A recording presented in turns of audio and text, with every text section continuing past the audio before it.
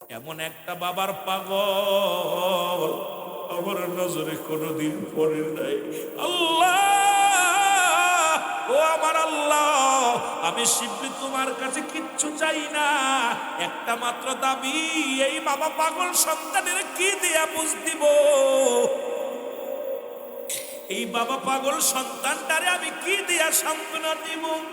ওদের বাবার জন্য পাগল। কেউ অনেক সন্তান বাবারে ধরে পিটায়, আবার অনেক সন্তান বাবা না খাইলে সন্তান খায় না, অনেক সন্তান বাবার জন্য কান্দে, বাবারে হারায়া সন্তান বড় পাগল হয়ে যায়। আবার অনেক সন্তান বাবা মারে না খাওয়াইয়া আবারও শান্তি পায়। অনেক সন্তান বাবা মারে মুসলমান একটু কষ্ট পাইলে সারাদিন নিজে দুঃখী থাকে, মনটা মলিন হয়ে যায়। ও যুবক শুনে নাও, শুনে নাও, এই দুনিয়ার মধ্যে এমন কলঙ্কের কলঙ্কের সন্তান, ও মুসলমান, এমন অপদার্থ সন্তান, এমন কিছু মুসলমান ওই সার্পে জানোয়ার নয়, দু পায়ে মানুষ আমরা জন্ম দিলাম, যাদের কারণে সন্তানের কারণে বাবার চোখে পানি পড়ে, মায়ের চোখ দিয়ে পানি ঝরে। এই জমিনের মধ্যে এমন সন্তানের হজ কবুল হবে না, যাকাত কবুল হবে না, নামাজ কবুল হবে না, দুনিয়ার সমস্ত জিন্দেগি বরবাদ হয়ে যাবে। ও যুবক, তিন শ্রেণী মানুষের দোয়া কবুল হয় না। এক নাম্বার হলো পিতা মাতার নাফরমানি সন্তান, দুই নাম্বার হলো এতিমের মাল ভক্ষণকারী, তিন নাম্বার হলো হিংসুটে মানুষের দোয়া আল্লাহ কবুল করে না। সুতরাং আমার দেশে এখন দেখি অধিকাংশ সন্তানের কারণে বাবার চোখে পানি, মার চোখে পানি, জোরে জোরে চিল্লায় বলা যাবে না, ঠিক কিনা? এরে আল্লাহর ওলি শিবলি রাহমাতুল্লাহ যখন রব্বে কারিমের দরবার হাত উঠায় ডাক দিছে রে, সঙ্গে সঙ্গে আমার আল্লাহ কবুল করেছে। এবার বালকের বাবার সঙ্গে মদিনাওয়ালার সাক্ষাৎ হয়ে গেছে রে মুসলমান। বালক মাথাটা টানতে উঠে বলে, হুজুর, আমার জীবনে আর কোনো চা নাই, আমার জীবনে আর কোনো আশা নাই। এই মাত্র আমি কে যেন ডাকতে বলে, বালক আর কান্দিস না, আমি তোর বাবা, আমার সঙ্গে আমার কবরের সঙ্গে মদিনাওয়ালার যোগাযোগ হয়ে গেছে। জোরে বলেন মারহাবা, আর একটু জোরে জোরে চিল্লায় বলেন না মারহাবা। এই জন্য এমন সন্তান দুনিয়ার মধ্যে জন্ম দিছে। এর নেককার সন্তান তিনটা জিনিস কাজে লাগুল আমি একরাম বলে, নাম্বার 1 হলো নেক আমল, নাম্বার 2 হলো সদকায়ে জারিয়া, দান ধ্যান করলেন, মসজিদ করলেন, মাদ্রাসা করলেন, দুনিয়ার মধ্যে ভালো দিন এলেম শিক্ষা করলেন, এটা অন্যের চর্চা করাইলেন। নাম্বার 3 হলো নেককার সন্তান। এমন সন্তান রেখে গেলাম রে যুবক, এমন সন্তান রেখে গেলাম, এই সন্তানের জন্য জাহান্নামের আগুনে জ্বলবো। অধিকাংশ আলেম বানাইলেন, বড় বড় মুফতি বানাইলেন, কিন্তু বাবার জন্য দোয়া করার সুযোগ তাদের হয় না, বাবার জন্য চোখের পানি ছেড়ে কান্দার সময় হয় না। ও যুবকদের কান্ডা লাগা শোনো, এমন সন্তান দেখে কি হবে রে যুবক? কারণ এই দুনিয়ার বাহাদুরি, এই দুনিয়ার সম্পদ, এই সব কিছু তো পড়ে থাকবে, কেউ নিতে পারবো না। আল্লাহ কয় কুল্লু মান আলাইহা ফান, আল্লাহ কয় বান্দার এই জমিনটা আমি রাখবো না।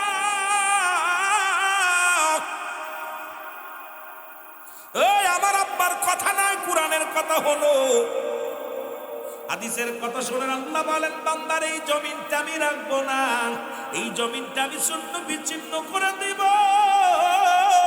এই জমিনের যত মাটি আছে সব মাটিগুলো আমি আল্লাহ পুরো তামা বানায়া দিব। এত ভাব দেখাও কেন, এত মস্তানি করো কেন? এই মাটিগুলো পুড়ে হয়ে যাবে তামা। আজকে কার জন্য সুদ খাও, কার জন্য ঘুষ খাও, কার জন্য সম্পদের পার করলাম, কার জন্য ভালো বাড়ি বানাইলা, গাড়ি কিনলা, দুনিয়ার মধ্যে কত সুন্দরী বিবির জন্য, কত মেয়ের জন্য পাগল ছিলা।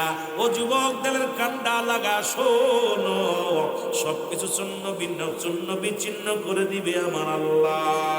জোরে জোরে চিল্লায় বলা যাবেন আল্লাহু আকবার। আল্লাহ রে ডাক রে বান্দা, আল্লাহ রে ডাক তোরা, আল্লাহ রে ডাক রে বান্দা, এরে আল্লাহ রে ডাক তোরা, আল্লাহ রে ডাক রে বান্দা, আল্লাহ রে ডাক তোরা, আল্লাহ রে ডাক রে বান্দা। আমি খুব কষ্ট পাবো আপনার কথা না বললে। সারা বাংলা এই করা মানুষ, আমি সিদ্দিকের দেখার জন্য আসলাম 4-5 ডবল মানুষ, এটা আমার অহংকার না। আমি সিদ্দিকী, আমার যাবেন বাংলাদেশে যে প্রান্তে যাবেন সিদ্দিকীর নাম রুহুল আমিন সিদ্দিকী নাম। এ বাস ভাইদান আমার গর্বের কথা, অহংকার হয়ে যায় অনেক সময় কথা বলে, মার কাছে মামুবাড়ির কথা বলা ঠিক না। আয়া হেলিকপ্টার ঠেকাই নিয়ে রুহুল সিদ্দিকের নিয়ে অর্জনী পাগল হয়, এটা আমার গর্ব নয়। কিন্তু আপনাদের ভিতরে আমি ছেলে হিসেবে আসি, আমি মেহমান হিসেবে আসি নাই, বক্তা হিসেবে আসি নাই। যখন কথা না বলেন বড় কষ্ট হয়। অনেকে আমার বাড়ি জানে খুলনায়, আসলে আমি খুলনার ছেলে না। আমি যে কতবার ওদের বাড়ির ভাত খাইছি তাও আমার মনে নাই। কথা বোঝেননি আমার বাদানরা, কথাগুলো বলতে গেলে অনেক। আমি সিদ্দিকী দেখবেন যে একটা প্যান্ডেল করে, যে এক একটা ডেকোরেটর করে, এক একটা মঞ্চে 2-4 লক্ষ টাকা খালি একটা মঞ্চ খরচ করে। তো যখন কথা না বলেন তখন এই মাঝে মাঝে কষ্ট লাগে। আমি কোনো পক্ষপতি আলোচনা করি না, আমার এটা অভ্যাস নাই। সিদ্দিকী আসলে এখন তো বাংলাদেশের চরমনার গ্রুপ আসে, চরমনার ওয়াজ, আটটশিয়ালে আটটশির ওয়াজ, মানিকগঞ্জ আলী মানিকগঞ্জের ওয়াজ, জামাতের ভাইয়ালে জামাতের ওয়াজ। কারণ এখন আমার ওয়াজটা পৃথিবীর মধ্যে আমি গুনাহগার সর্বজনীন আলোচনা করি, কারণ আমার জীবনটা হলো এখানে সব শ্রেণীর মানুষ আছে, কেউ যেন কষ্ট না পায় যে সিদ্দিকী সাহেব ওই আটটশির বক্তা আটটশির ওয়াজ। কোরআন হাদিস খালি ওনাদের জন্য, কোরআন হাদিস সর্বজনীন। হেদায়েতের মালিক কে? আমি রুহুল আমিন সিদ্দিকী। আমাদের মাগুরার মাগুরার পীর সাহেব হুজুর, আলুকদের পীর সাহেব হুজুর। হেদায়েতের মালিক কে? চরমনার পীর সাহেব, হাট্টশির পীর সাহেব, সারসেনার পীর সাহেব, জামাতের আমির সাহেব কে? আল্লাহ। আমার নবী যু হেদায়েতের মালিক না। যদি রসুলকে হেদায়েতের দায়িত্ব দিত তাহলে আবু জেহেল সর্বপ্রথম কালেমা পড়ে মুসলমান হতো। সুতরাং যেহেতু আবু জেহেলের কপালে কালেমা জোটে নাই, তাহলে বোঝা গেল যে এই দায়িত্ব আমার আপনার দেয় নাই, বলার দায়িত্ব দিছে। আপনারা কথা বললে আমি আনন্দিত পাবো, কারণ আমিও 6 মাসের ভিতর বাড়ি আসতে পারি না। এই যে সময় মানসিদিন হয় তখন একটু বাড়ি আসি, আর বাড়ি আসলে আলুকদের বাজার আমি আইতাম যত রাত হোক, দিন হোক একটা গুল্লি দিই, কারণ অনেক বন্ধু বান্ধব আছে, দেখলে প্রাণ জুড়ে যায়। আসলে বসি, মাঝে মাঝে বয়ে আসি, তবে দোকানে বসার সুযোগ হয় না। আর ছোটবেলা থেকে আমারে কেউ দোকানে আড্ডা মারতে দেখছে এমন কোনো মুফতি মুহাদ্দিস কেউ বলতে পারবে না। কোনো মেলায় আমারে কেউ নিতে পারে নাই, কোনো বিয়ে বাড়ি অনুষ্ঠানে এগুলো আমারে কেউ নিতে পারেনি, কারণ এগুলো আমি নিজে পরিহার করতাম। মুসলমানি বাড়ি, বিয়ে বাড়ি, মেলা, গান বাজনা, এগুলো আমারে কেউ নিতে পারে নাই, কারণ এগুলোরে আমি ছোটবেলা থেকে ঘৃণা করতাম। আমার চিন্তা ছিল মসজিদ, লেখাপড়া মসজিদ, কারণ আমার চিন্তা ছিল সবসময় আমাকে লেখাপড়া করতে হবে, আমার মতো আমার চলতে হবে। এই যে জীবনটা, এই জন্যে বাবা আমি বাজারে আসলো ওই লোকজনের সাথে দেখা, হয়তো দেখা পথে সালাম, মোটরসাইকেলের পথ থাকলে, গাড়ি নিয়ে তো আসি না, যদিও টুকটাক আসি, আবার কেউ অহংকার হয়ে গেছে গাড়ির ভিতরে নামে না, মাঝে মাঝে হাইটেও আসি, যাতে কেউ না বলতে পারে যে সিদ্দিকী সাহেব গাড়ির ভিতরে উঠছে আর নামে না। কথা বুঝেননি? তো সব মিলে আমি আপনাদের ভাই, দূরে মানুষ, মাত্র 4 কিলো 5 কিলো দূরে, মাত্র 4 কিলোমিটার দূরে। 4 কিলো নাকি আগের মানুষ এইখান থেকে যশোরে হাইটা যেত, ঠিক কিনা ভাই? যাইতো না? মাগুরার মানুষ হাইটা যেত। আর আমরাও তো ছোটবেলায় তো হাঁটা শিখি না, এখন স্বাধীন এমন সুখ পাইছি, ডায়াবেটিসে খালি ধরছে, মুরব্বীদের ধরে না ডায়াবেটিস। আমাদের এখন ডিজিটাল দেশের ডিজিটাল মানুষ, না হাঁটার কারণে। আর সকালবেলা দেখবেন নামাজ পড়ে না, খালি বাম ডান করে একদল নারীরা। আরে কপাল পুরা মহিলারা বাম ডান না করে বেশি বেশি নফল নামাজ পড়, বেশি বেশি রুকু সেজদা কর, ডায়াবেটিস পালাবে। জোরে বলেন ঠিক কিনা? সকালবেলা ফজরের আজান দিলে দেখা যায় মসজিদে উঠার আগে ওরা দৌড়াদৌড়ি করে। আমি ওই বেটা উঠে নফল নামাজ পড়, বেশি বেশি সিজদা কর, রব্বে কারিমে সেজদা কর, রুকুর ভিতর দাঁড়া, ডাটে দাঁড়া, রুকু দে, সেজদা দে, সব রোগ দূরে চলে যাবে। জোরে বলেন ঠিক কিনা? একটু আওয়াজ দিবেন, আওয়াজ না দিলে একটা হলো জুমলায়ে খবরিয়া, বক্তা, একটা হলো জুমলায়ে খবরিয়া, একটা জুমলায়ে ইনশা। বক্তা মনের ভাব প্রকাশ করলে শ্রোতাজিরা সহজে বুঝতে পারে, এটাকে বলা হয় জুমলায়ে খবরিয়া। জুমলা ইনশা বক্তা মনের ভাব প্রকাশ করলে শ্রোতাজিটা বুঝে না, ইয়েস নো ভেরি গুড। কথা বুঝেন? এটা গল্প করি মাঝে মাঝে। একজন ধরেন আপনাদের চাঁদপুরে খুন হয়েছে, আরে কয় তোমার নাম কি? আমার নাম ফয়সাল। কয় খুন হয়েছে নি? কয় ইয়েস। কয় কে করছে? কয় নো। কে করছে বলো? কয় নো। কয় তাহলে থানায় হাট। কয় ভেরি গুড। কথা কি বলছেন? 3টে ইংরেজি শিখছে তো, 3টে ইয়েস নো ভেরি গুড। এখন পুলিশই করছে তোর নাম কি? কয় ফয়সাল। কথা বুঝেননি? কোন হয়েছে রে তোদের এলাকা? কয় ইয়েস হয়েছে। কে বলছে? কে করছে বাবা বলো? কয় নো নো। কয় তাহলে থানায় চল। কয় ভেরি গুড। এখন থানায় নিয়ে পিটাইতেছে, কয় এই মার খা। কয় ইয়েস। কইতে কইতে এখন পিটাইতে যখন অবস্থা বালা না, কয় স্যার গো আমার মাফ করে, আমার দোষ না, আমার ইংরেজির দোষ।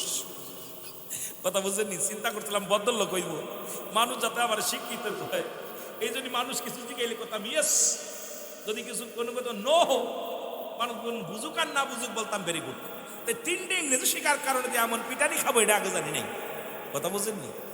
তা আমার বাবারা এইরকম যদি হয় আমার অবস্থা তাহলে হইতো না। সবাই একটু মহব্বতের সঙ্গে উচ্চ কণ্ঠে তাকবীর দেন না, নারায়ে তাকবীর,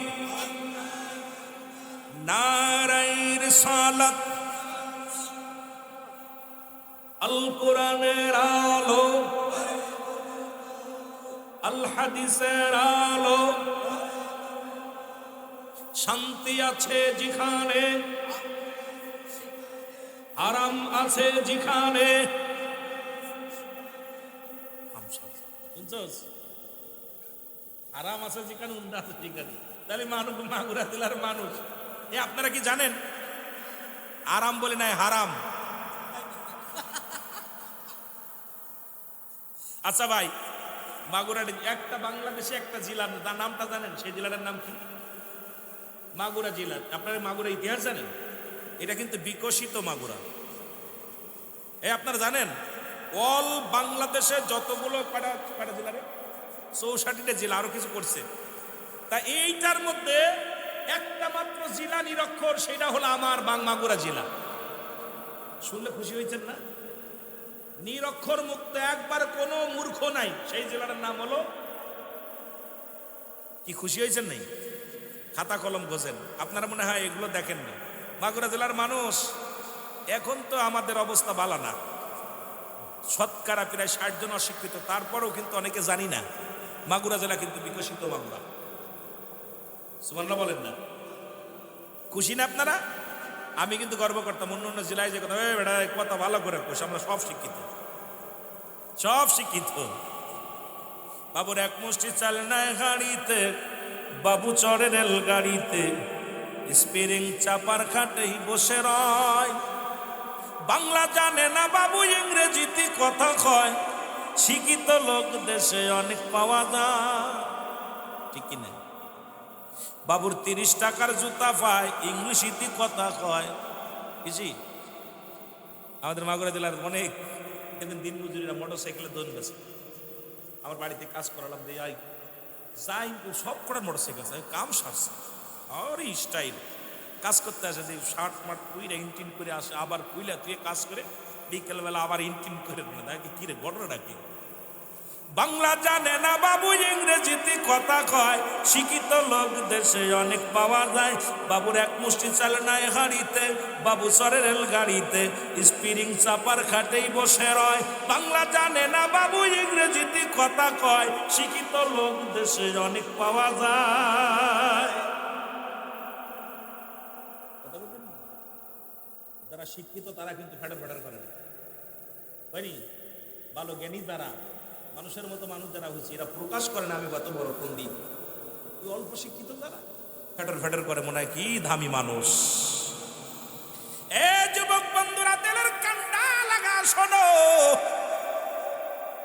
যে কথাগুলো বলতেছিলাম,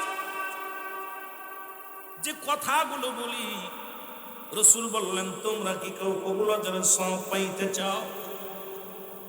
নবীজি বলেন কে বানা? নবীজি বলার পর সাহাবীরা বলে হুজুর কে বানা চায়? নবী বলেন সাহাবীরা রে শোনো, এই পৃথিবীর মধ্যে তোমাদের পিতা মাতার মুখের দিকে মায়ার নজরে তাকাইবা, তোমার আমলনামায় একটা কবুল হজরের সব লেখা হয়ে যাবে। জোরে বলেন সুবহানাল্লাহ। মদিনায় যাইতেছেন আর এই ঘরের মধ্যে হজ আছে, ঘরের মধ্যেও হজ আছে। রাসূল ডাক দিয়ে বলে তোমার মায়ের দিকে তাকাইবা। মা ডাক দিছে রুহুল আমিন, মা ডাক দিছে ফয়সাল, নত সুরে মা ডাকে সারা দাও। মা বাবা ডাক দিছে ফরজ নামাজে দাঁড়ায় কিছু ছেড়ে দাও, সুন্নাত নফল নামাজ মুসলমান যদি দাঁড়াও ছেড়ে দাও, একমাত্র ফরজ ব্যতীত যদি সুন্নাত নফল নামাজও যদি দাঁড়াও, মা ডাক দিছে ডাকের সারা দাও, আগে নামাজ ছেড়ে দাও। আর আজকে মা বাবা ডাকতে ডাকতে কষ্ট করে কতবার, হাজারবার ডাকটা দিয়া পর মোবাইল নিয়ে ব্যস্ত, বিবি নিয়ে ব্যস্ত, ছেলে নিয়ে ব্যস্ত, ডাকের উত্তর নেওয়ার সময় পায় না। জোরে বলেন ঠিক কিনা?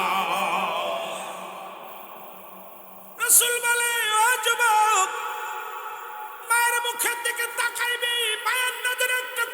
কবুলাদের সব, বাবার মুখের দিকে তাকাইবি একটা কবুলাদের সব।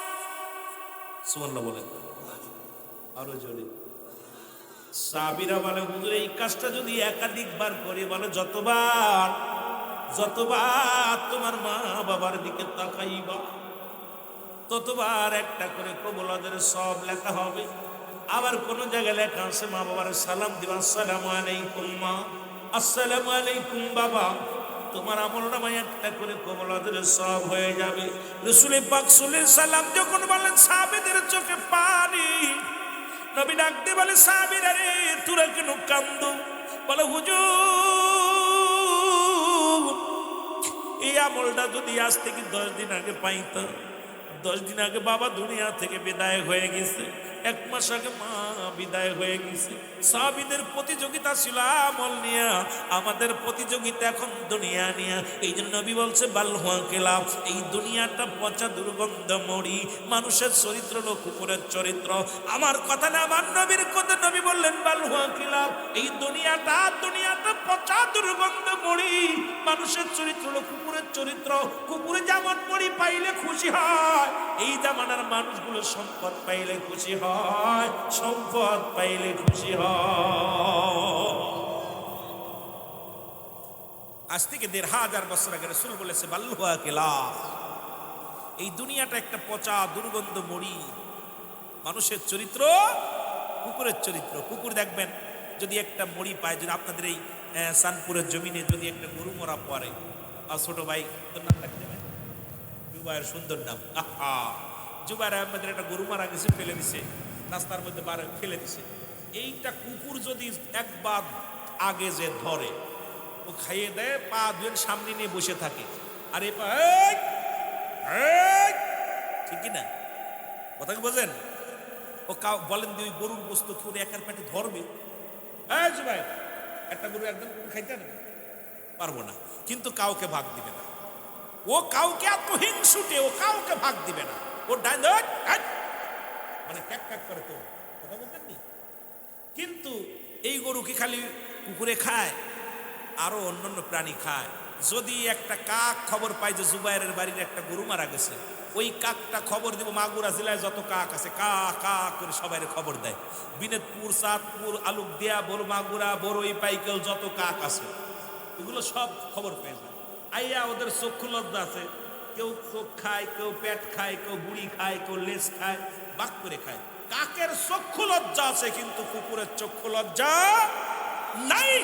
সত্যামানার মানুষের সুদ খাবে লজ্জা পাবে না, ঘুষ খাবে লজ্জা পাবে না, ওইটা মনে করবে হালাল। জোরে বলেন ঠিক কিনা? ওই সুদখোরদের বিরুদ্ধে এত ওয়াজ হয়, সুদখোর বন্ধ হবে না, ও সুদ খাওয়া বন্ধ করবে। ওই ঘুষখোররা যত বলবেন ও ঘুষখোর ঘুষ খাওয়া বন্ধ করে, মনে করে এটা মধ্যে এর ভিতরে আরাম আছে। কথা কোন ঠিক কিনা? কারণ ওই যে কুকুরের স্বভাব, কথা বুঝেননি? কারণ ওই হারাম খোরদের চক্ষু লজ্জা নাই। যেটা বলেন ঠিক কিনা? হারাম খোরদের চক্ষু লজ্জা নাই। ওরে যে গ্রামের মানুষ বলে ওই দাসে সুদখোরের ঘর, ওই দাসে ঘুষখোরের বাড়ি, ওই দা ঘুষখোরের ছেলে, ওই দা সুদখোরের মেয়ে, ভাই মরেও শান্তি নাই। বিশ্বাস না করেন আপনি মরে দেখেন, একজন সুদখোর মরে গেলে কয় যে ওইটা ইমামরা জিগাই ওইটা কার খবর? ওই গ্রামে সুদ খাইতো না, সে সুদে কারবার করতো, সেই ছেলেটার খবর। কন্দি মরা ফরুক হয় ওই সেই সুদখোরের খবর। জিনাকারী কয় ওই যে ছেলেটা ধরা পড়ছিল যে অমুক মেয়ের সাথে, ওই সেই বদমাইশটার খবর। কন্দি মরেও শান্তি নাই, ঠিকই না? গোরস্থানে যে বলে, কি বলেন না ভাই, কথা বলেন না কেন? ইমাম সাহেব না আপনি কথা কইবেন যে একটু উদ্ধারের কথা না কইলে তো নেই আমার বাজানটা। তাহলে দেখা যায় ওই মোল্লার কবর, ওই সে মৌলবীর কবর, বিশ্বাসের কবর, সেই বদমাইশটার কবর। তার মানে আপনার চরিত্র যদি একবার নষ্ট হয়ে যায়, এটা মরেও শান্তি নাই। ছেলে মেয়ে কইব ওই সে বদমাইশের ছেলে, একটু ভুল হইলেই কয় ওর তো কেমনে ভালো হইব, ওর বাপ চাচারা তো ওই। কথা বুঝেন? টানছে কোথায় দেখছেন? আর ছেলে যখন ভালো, ওর বাপটা নমনীয়, খুব ভালো ছিল, ও ছেলে বাপটা নামাজে ছিল, খুব বজুর্গা ছিল, এই জন্য ছেলেটা খুব ভালো হয়েছে। কথা কন ঠিক কিনা? এ আমার ভাইয়েরা, আমার রাসূল বললেন, সাহাবীরা বলে ইয়া রাসূলুল্লাহ, ইয়া হাবিবাল্লাহ, আজকে আমাদের মা নাই, বাবা নাই। আমার নবীও কান্দে, সাহাবীরা কান্দে, নবীর চোখ দিয়া দর দর করে পানি ছেড়ে দিলে। নবীজি ডাক দিয়ে বলে, সাহাবীরা রে, তোমরা বুঝিয়েছি এই দুনিয়ার মধ্যে আমি নবী বড় এতিম রে, এই দুনিয়ার মধ্যে আমার মা নাই, বাবা নাই। আমার আল্লাহ ডাক দিয়ে বলে, জিবরিল যাও যাও, আমার হাবিবরে জানাই দিয়েছো। হাবিবের সাহাবীরা কান্দে, নবীও কান্দে। আমি আল্লাহ সইতে পারি না রে, আমার হাবিবের চোখের পানি আমি সইতে পারি না। আমার হাবিবকে যা বলো, যাদের আব্বা নাই, মা নাই, এরা জন্য আমি আল্লাহর দরবারে এইভাবে কান্দে, রব্বির রহমহুমা কামা রব্বায়ানি সগীরা। রাসূলকে দোয়া শিখাই কে? আরো জোরে বলেন কে? আল্লাহ ডাকতে বলে, হাবিব আপনার চোখেও পানি, যারা মা, আপনিও মা হারাইছেন, বাবা হারাইছেন, সাহাবীরাও হারাইছেন, সবাই কাঁদতেছে, ওদেরকে বলেন। এই জন্য পিতামাতা ইন্তেকালের পরে 6-7টা হক। কয়টা হক? জোরে বলেন কয়টা? এরে আসতে না জোরে কইবেন। বাপ মা মরে গেলে কয়টা হক? 7টা হক। এই 7টা আদায় করতে হবে। কয়জন আদায় করছেন জানি না, আমি বলবো আস্তে আস্তে ধীরে ধীরে যেটা আলোচনা। আমরা এখনো, যেহেতু আমি এখনো ভূমিকার মধ্যেই ফিরে আসি, আর আমি গুনাহগার তো অধিকাংশই সালাম দেওয়া শুরু করি, এটা আমার অভ্যাস। জনগণের এত কষ্ট করে আই না, অনেক বক্তা দেখি আয়া ভূমিকা দিয়া, দুরূদ শরীফ দিয়া, মিলাদ দিয়া, বইয়া বইয়া আধা ঘন্টারে ফাঁস করে। আমি আধা ঘন্টা 1 ঘন্টার ওয়াজ করে দিব, লস করাইতে রাজি না। আমার বাজানেরা, এই যে আপনার আমার কয়টা হক? যাদের আব্বা মারা গেছে, মা মারা গেছে, হাত করলেন, কার কার আব্বা মা নাই? কার কার আব্বা মা নাই?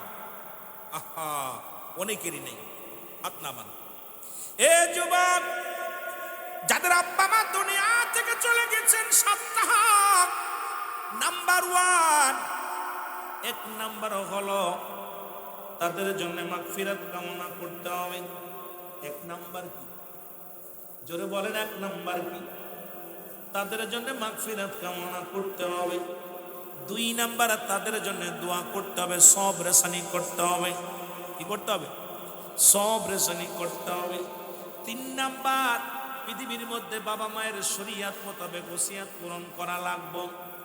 অনেক আব্বা মা ওসিয়ত করে যায়, কিন্তু সন্তানেরা পুরা করে না, কপাল পোড়ারা শুনে নাও। এই যে 7টা হক যদি আদায় না করে কবরে যাও, পিতা পুত্রের সঙ্গে সই বন্ধুতাই থাকবে না, শত্রু হয়ে যাবে। যদি পিতার সঙ্গে মায়ের সঙ্গে যদি সম্পর্ক ভালো করতে হয়, এই হকগুলো আদায় করতে হবে। আজকে আমরা কয়জন মানুষ করে রে বাবা? এর মধ্যে অনেকের ভুল আছে, ভালো করে লিখে নেন। এটাকে আমি বিশ্লেষণ করে আলোচনা করলে 4 থেকে 5 ঘন্টা আলোচনা হবে, শেষ হবে না। এক একটা বিষয়ের উপরে রিসার্চ করে আলোচনা করতে গেলে সময় লাগবে। আমি আপনাদের সংক্ষিপ্ত বুঝাই দিই। 3 নাম্বার হলো তাদের ওসিয়াতগুলো পুরা শরীয়ত মোতাবেক ওসিয়াত পূরণ করা লাগবে। 4 নাম্বার হলো পিতামাতা ইন্তেকালের পরে তাদের দিনাদায়িক থাকলে পরিশোধ করতে হবে। বাবা মা যদি দিনাদায়িক থেকে যায়, এগুলো আমাদের পরিশোধ করতে হবে। এটা আপনার জন্য মুসলমান, শুনে নাও, হক আদায় না করিয়া তুমি যদি কবরে চলে যাও, বাবা তোমার উপরে খুশি থাকবে না, মা তোমার উপরে খুশি থাকবে না। এই যে আমার বাজানেরা শোনো, অনেকই বাবা মা মরে গেলে ওই দিনাদায়িক দিনের কথা, ওই যে ব্রাহ্মণবাড়িয়া দেখলাম, ও যুবক, বাবা সরকারি কর্মকর্তা, যখন মারা গেছে 1 দিন 1 রাত বাবার লাশটা পড়ে আছে উঠোনের পরে।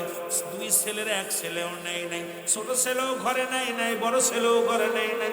এবার মুসলমান 1টা দিন 1টা রাত পড়ে আছে রে লাশটা। এবার লোকজন, গ্রামের লোকজন আইয়া, ও যুবক এমবেলে ভাড়া দিব, কে দেয় না। এবার 2 ছেলে বলে, উনার মেয়েকে এই পেনশনের টাকা দিয়া দিছে, আমাদের দেয় নাই, এই জন্য আজ উনার মেয়ে দাফন করুক, আমার জায়গায় দাফন দিব না, আমার জায়গায় মুসলমান কবর দিতে দেব না। ও যুবক, এই 1 দিন নয় 2 দিন নয়, গ্রামবাসীরা মিলাইতে পারে না। ছোট ছেলে লাশটা গ্রহণ করে না, বড় ছেলেও লাশটা গ্রহণ করে না। অনেক বাবাও আছে এক পাশে, এক মুসলমান একতরফা বিচার করে যায়, আল্লাহর আদালতে জবাব দিতে হবে, দুনিয়ার আদালতেও জবাব দিতে হবে। ও যুবক, এই দুনিয়ার মধ্যে এমন কিছু করবেন না যে আপনি মরার পরও লাশটার সঙ্গে যেন দুর্ব্যবহার কেউ না করে। জোরে জোরে চিল্লায় বলা যাবে না, ঠিক কিনা? এ মুসলমান, 4 নাম্বার হলো পিতা মাতার, বাবা মায়ের যত দিনাদায়ী কাছে পরিশোধ করা। 5 নাম্বার হলো মুসলমান পিতামাতার আত্মীয়স্বজন যারা আছে তাদের সঙ্গে যোগাযোগ ঠিক রাখো। ভাইয়ের আত্মীয়, বাবার আত্মীয়, বাবার ভাই, বাবার আপনজন, বাবা যাদের সাথে চলতো তাদের সাথে সুন্দর ব্যবহার করা, তাদের সাথে যোগাযোগ ঠিক রাখা। অনেকে দেখা যায় বাবা মা মরে গেলে বাবা আমার আত্মীয় স্বজনরা চিনি না, দেখা যায় তাদের সাথে সম্পর্ক থাকে না, এদের পরিচয় দিতে হয়, পরিচয় দিতেও চায় না। আর গরিব বলি তো ভাই তাদের নামই মুখে আনে না। জোরে কোন ঠিক কিনা? যুবক, তেলের কান্ডা লাগা শোনে না, এরা তুই মুসলমান। 5 নাম্বার হলো আপনার আব্বা মায়ের আত্মীয়স্বজন যারা আছে তাদের সঙ্গে সুন্দর ব্যবহার করা, তাদের সঙ্গে যোগাযোগ ঠিক রাখা। মুসলমান 6 নাম্বার হলো তোমার আব্বা মার আত্মীয়স্বজন যারা আছে তাদেরকে সাহায্য সহযোগিতা করা। তুমি আল্লাহ তোমাকে টাকা দিছে, ধন সম্পদের মালিক হয়েছো, অথচ তোমার ভাইয়ের, তোমার বাবার আত্মীয় অসহায়, তোমার খালা অসহায়, তোমার ফুফু অসহায়। ও যুবক, শুনে নাও, তুমি আল্লাহর কাছে দায়ী থাকবা, তোমার নামাজ, তোমার হজ, তোমার যাকাত সব বরবাদ হয়ে যাবে। তোমার ইবাদত যদি কবুল করতে হয় অবশ্যই তোমার আব্বা মায়ের আত্মীয় যারা আছে, তোমার আল্লাহ ধন সম্পদ দিছে, তাদেরকে সাহায্য সহযোগিতা করতে হবে। যদি তাও না পারো, বাবা মায়ের আত্মীয়ের সঙ্গে ভালো ব্যবহার করো, ডাক দাও, তাদের মায়া করে 2টি কথা শোনাও, তাদের বাড়িতে যাও, খোঁজ খবর নাও। যদি তুমি আব্বা মার হক আদায় করতে চাও। মুসলমান 7 নাম্বার হলো বেশি করে আমার নবীজি বলছে তোমাদের পিতা মাতার কবরটা জিয়ারত করতে। জোরে জোরে চিল্লায় বলা যাবে না মারহাবা।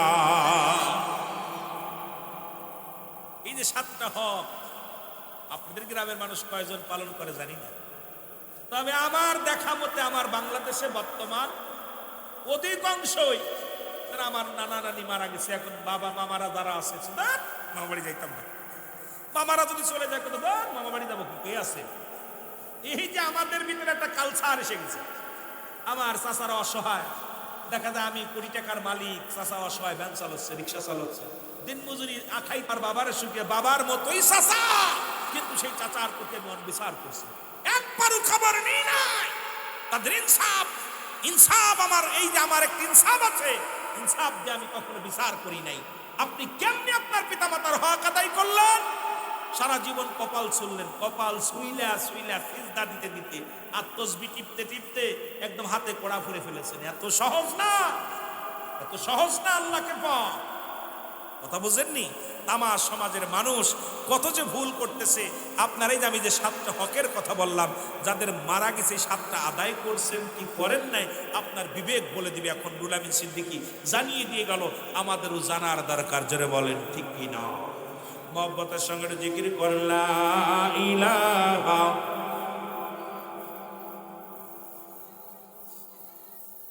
আরো জোরে লা ইলাহা, মহব্বত লা ইলাহা, লা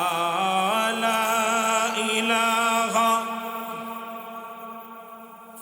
মুহাম্মাদুর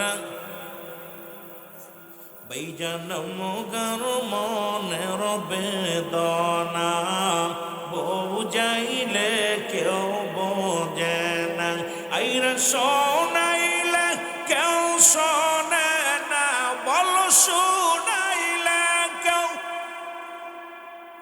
অগশনেন সে মদিনা আলা, আরো জোরে লা ইলাহা, লা ইলাহা মুহাম্মাদুর। এ দুনিয়ার মুসলমান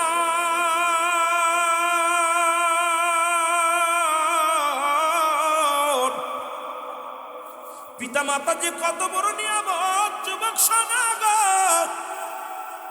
আল্লাহ নবীর এক সাহাবী নাম তার হযরত আলকামা রাদিয়াল্লাহু তাআলা। জোরে জোরে বলা যাবে না মারহাবা। আর একটু জোরে। এই আলকামা রাদিয়াল্লাহু তাআলা উনি মৃত্যু শয্যায় সজ্জিত। আলকামার জবান দিয়ে কালেমা বাইর হয় না, কালেমা পড়তে পারে না, মৃত্যু যন্ত্রণা। আর মৃত্যু যন্ত্রণা কত কঠিন। আল্লামা মুফতি আমজাদ আলী সাহেব উনি একটা কিতাব লেখলেন, কিতাবের নাম হলো বাহারে মুসলমান। শুনে নাও এ যুবক, বাহারে শরিয়ত। এই কিতাবের মধ্যে উনি বয়ান করলেন মানুষ যখন সাধারণ মৃত্যুবরণ করে, আল্লামা মুফতি আমজাদ আলী সাহেব মুসলমান শুনে নাও, ও মুসলমান শুনে নাও, কিতাবের নাম বাহারে শরিয়ত।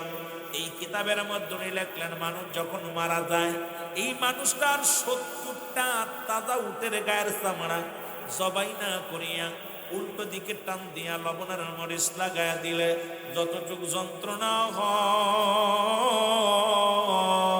হয়, এর চাইতে ৭০ গুণ যন্ত্রণা হলো একটা সাধারণ মৃত্যু। এখন আমরা যারা মরণকালে পায়খানা করে দিই, আমরা যারা মরণকালে প্রস্রাব করে দিই, আমরা যারা মরণকালে মুসলমান চোখ দুটি বড় বড় হয়ে যায়, কত মানুষের জানাজা পড়লাম রে, কত মানুষের দাফন দিলাম, কাফন পরাইলাম, কত মানুষের গোসল করাইলাম। দেখেছি রে মৃত্যুকালে, দেখেছি পায়খানা প্রস্রাব করে দিছে, মরণের সময় চোখ দুটি বড় বড় হয়ে গেছে, পায়খানা প্রস্রাব পর্যন্ত করে দিছে, জিহ্বা বাইরে গেছে, জিহ্বাটা ভিতরে দেওয়া যায় না। পৃথিবীর মধ্যে ৩টা বিপদ। আজকে গোরস্থানবাসীর স্মরণে মাহফিল, কবরবাসীর স্মরণে মাহফিল। যুবকেরা শুনে না, মানুষের 3টা বিপদ। নাম্বার 1 হলো মানুষের মরণ।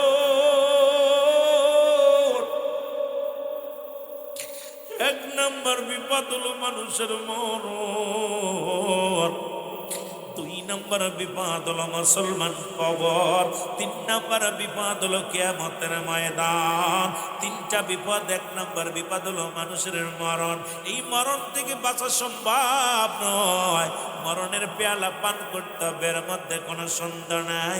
ও যুবক, পৃথিবীর মধ্যে আসার একটা সিরিয়াল আছে যার কোনো সিরিয়াল নাই। দেখা যায় বাবা জিন্দা, সন্তান দুনিয়ার মধ্যে নাই। অনেক ভাইয়েরা নিজের সন্তানদের কবরে শোয়া দিছে।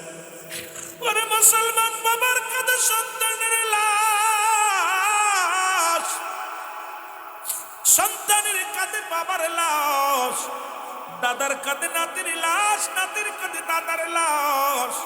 কখন যেন দুনিয়া থেকে বিদায় হয়ে যায়। বলতেছিলাম 3টা বিপদ। নাম্বার 1 হলো মানুষের মরণ, নাম্বার 2 হলো কবর, নাম্বার 3 হলো কিয়ামতের ময়দান। সুতরাং একটার চাইতে একটা বিপদ, একটার চাইতে একটা বিপদ। এই মরণ থেকে বাঁচার কোনো উপায় আসেনি রে মুসলমান, শুনে নাও। আরে মুসলমান, কথা বলতে গেলে অনেক কথা এসে যায় রে। লোকমান হাকিম 25 জন নবীর কথা কুরআনুল কারীমের মধ্যে আছে। আর একজন নবী, যিনি নবীও নাই, সেই দরজার মধ্যে এমন একজন সাধক যার নাম হলো মুসলমান লোকমান হাকিম। আল্লাহ ওনাকে দুনিয়ার মধ্যে এত ক্ষমতা দিলেন, উনি দুনিয়ার মধ্যে নগরে নগরে ঘোরাঘুরি করলেন, পাহাড়ে জঙ্গলে ঘোরাঘুরি করেন। লোকমান হাকিম কয়, আল্লাহ, দুনিয়ার মধ্যে যখন আমি বন্ধে দাঁড়তাম, এই গাছ ডাকিয়া বলতো, লোকমান হাকিম আমাকে নিয়ে যাও, জ্বর সেরে যাবে।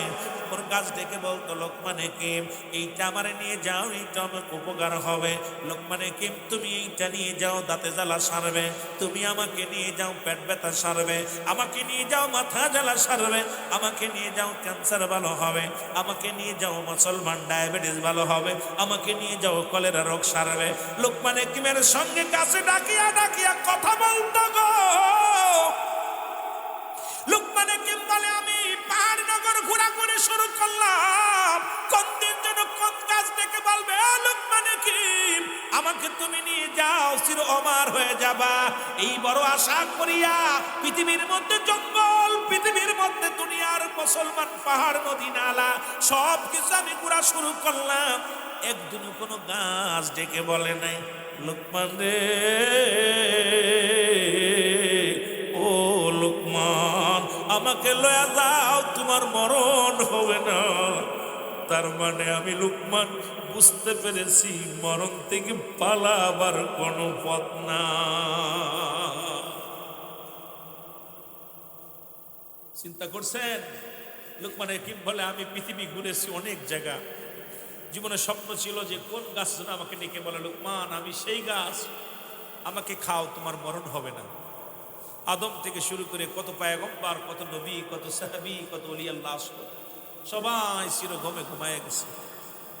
এ মুসলমান শুনে নাও, সুতরাং পৃথিবীর মধ্যে কুরআনুল কারীমের ছোট্ট একটা আয়াত পৃথিবীর কোন আলেম, কোন দার্শনিক, কোন কবি অস্বীকার করতে পারবে না। ইহুদিরা নয়, খ্রিস্টানেরা নয়, বৌদ্ধরা নয়। কি আয়াতটা কি? কুল্লু নাফসিন যায়কাতুল মাউত। বাঁচার মতো পথ আসেনি। এই কথা বলেন আছে?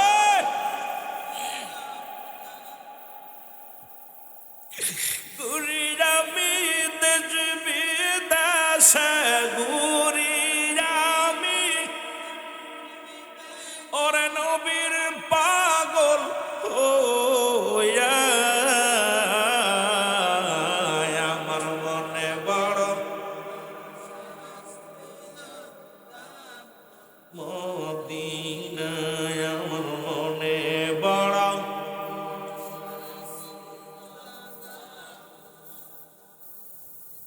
এ ভাইরা আমার, বন্ধুরা আমার,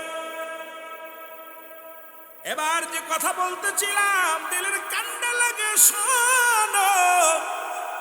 আল্লাহর ওলি শিবির রহমাতুল্লাহ 2 রাকাত নামাজ পড়লেন। এবার নামাজটা বুড়িয়া হাত উঠায়া দিছে রব্বে কারিমের দরবারে। এই 6 শ্রেণীর মানুষের মাধ্যম দিয়া দোয়া চাওয়া যায়। নাম্বার 1 এক নাম্বার নবীগণ, 2 নাম্বার ওলিগণ, 3 নাম্বার গাউসগণ, 4 নাম্বার কুতুবগণ, 5 নাম্বার আলেমগণ, 6 নাম্বার উলামাগণ। এখন আমার দেশের কিছু মৌলবীরা আছে কয় ওসিলা মানি না। 1 নাম্বারে তো আলেমের কাছে যখন দোয়া চান, কোন ফতোয়া অনুযায়ী দোয়া চান রে মুসলমান? আলেমের কি দেওয়ার ক্ষমতা আছে? আমার আপনার বিশ্বাস ইমাম সাহেব একজন ভালো মানুষ, ধার্মিক মানুষ, উনি যদি আল্লাহর দরবারে হাত উঠায়া দেয় হয়তো রব্বে কারিম কবুল করে নিবে রে মুসলমান। শুনে নাও, এই জন্য কিতাবের মধ্যে বর্ণনা করেছে, ও যুবক শুনে নাও, কমি অঙ্গনের আমার আর এক ভাই কমি অঙ্গনের বাদন রে মুসলমান। কিতাবের নাম ফতুয়ায়ে দেওবান, 2য় খণ্ড, 33 নম্বর পৃষ্ঠা, মুফতি শফিক আহমেদের লেখা। এটা আমার আপনার কিতাব না, কমি অঙ্গনের কিতাব। কমি জামাতে পড়ানো হয়, আলিয়া মাদ্রাসায় নয়। এই কিতাবের মধ্যে বয়ান করলেন 5 ওয়াক্ত নামাজ আদায় করে জিয়ারত করে সর্বআনাতে রব্বে কারিমের দরবারে 2টি হাত উঠায় দোয়া করা উত্তম মুস্তাহাব। এখন শরীয়তের কিবলা হলো কাবা, দুজানের কিবলা হলো রাহমাতাল লিল আলামিন, মুনাজাতের কিবলা আরশে আজিম। এখন এটাও আমরা স্বীকার করি। যুবক বাবারা শুনে নাও, ও আমার বাজানটা আমি আস্তে আস্তে দলিলে যাব, ধীরে ধীরে যান মুসলমান বাবারা আমার। এইবার আল্লাহর ওলি শিবির রহমাতুল্লাহ 2টি হাত উঠায় যখন রব্বে কারিমের দরবারে ডাক দিছে রে, ও যুবক, সঙ্গে সঙ্গে আমার আল্লাহ রাব্বুল আলামিন কবুল করেছে। শিরো মুসলমান শিবির রহমাতুল্লাহ ডাক দিয়ে, আমার আল্লাহ জীবনে আমার জন্য কিছু চাই না,